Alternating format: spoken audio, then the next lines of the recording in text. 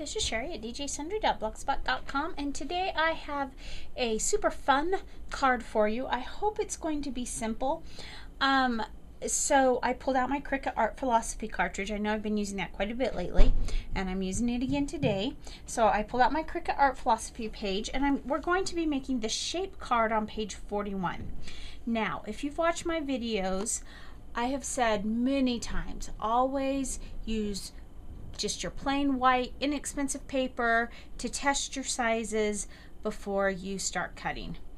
I didn't follow my own rule, and I ended up wasting quite a bit of paper. So again, always use your inexpensive cardstock before doing it. Thankfully, I'm using fairly inexpensive cardstock anyway, but just so you know, I thought I knew what size this was going to end up being, and I was incorrect. So the card feature that I'm using is this scalloped circle card here. It's the regular card feature, and I cut that at 4 3/4 inches. I cut it at 5 1/2 like the card that I have previously done, but it definitely was way too large. It even went off the edge of the paper of an 8 1/2 by 11 sheet of paper. It's just way too big. Now, this is not a standard A2 size envelope, but even at 4 3/4, I thought I had allowed myself enough room to fit in a standard A2 size, and it didn't. So this is a little bit larger. I can't remember the size of what they call it, but it's actually 4 3/4 by 6 3/8 inch. And so using the 4 3/4 inch measurement is going to be larger than your standard A2 size. So you're going to need a larger envelope if you go by this size. Otherwise, just kind of play with it. So I cut the card base using the Recollection Soda Pop collection. I cut the card base at the 4 3/4, as I mentioned, and I use this really bright orange. Now I am going to set that aside. It cuts the score lines for you, or the little tick marks, and I didn't get out the Design Studio or the Cricut Craft Room and adjust that. I kind of wish I had, but I didn't. And so there's a tick mark in the middle, but I think it'll be fine. So I've scored that, and then this is the circle layer. I also cut at 4 3/4 inches, and this is using the same Soda Pop collection flower, and this is just the layer feature right here. And again, I cut that at 4 3/4. So we're going to glue that down. And I think for today, I'm just going to use my Zig two-way pen here, because I can get around each of those little individual dots very easily. Now, I saved the inside of the circle, and I'm going to put that on the inside of the card. You know how I like to finish off the inside of my cards? Well, this one is going to finish off the inside. So there's not a lot of waste here. You know, the little round circles are wasted, and I suppose if I was patient enough, which I'm not, but if I was patient enough, I could even place those around on the inside, but I'm not going to. I think it wouldn't look quite right, and I'm not saving those anyway. You could save them. If you're a confetti person, you could save them for confetti. So I can tell right now that the trick to this is going to be getting it lined up correctly. But this card, this is just a fun birthday card for a little girl, and I think that it will be fine just like that. Now, this is the inside of that circle. It goes right here.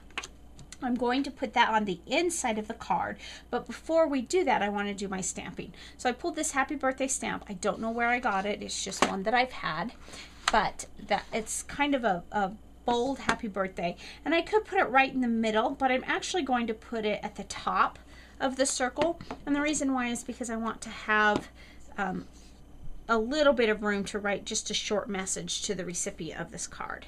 So we'll just stamp that. And if I'm off camera, I apologize.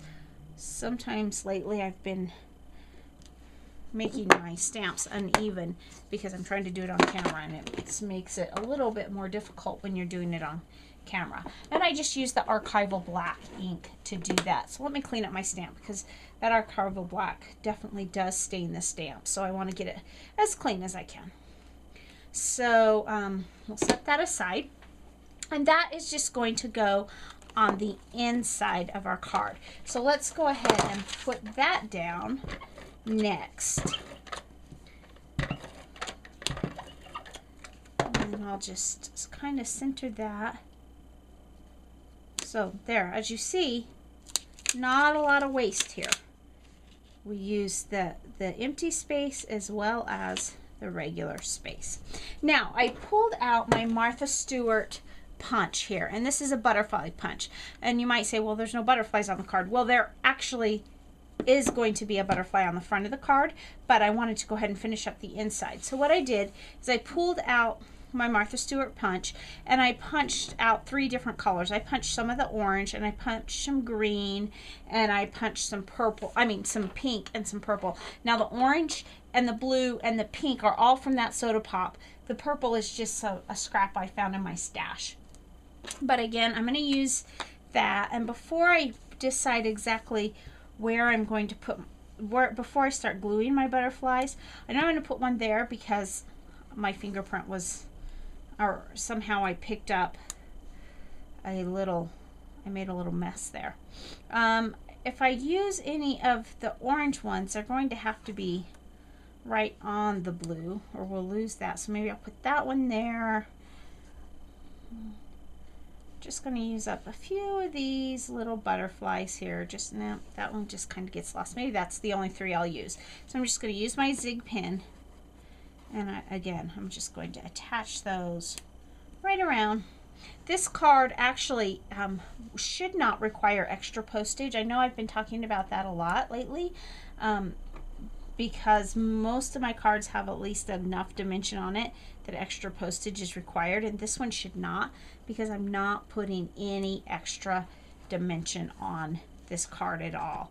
It's all just paper layers, and I think it will still, you know, even with paper layers, too many paper layers and you could still end up needing some extra postage, but I think with this one I'll be fine. Now,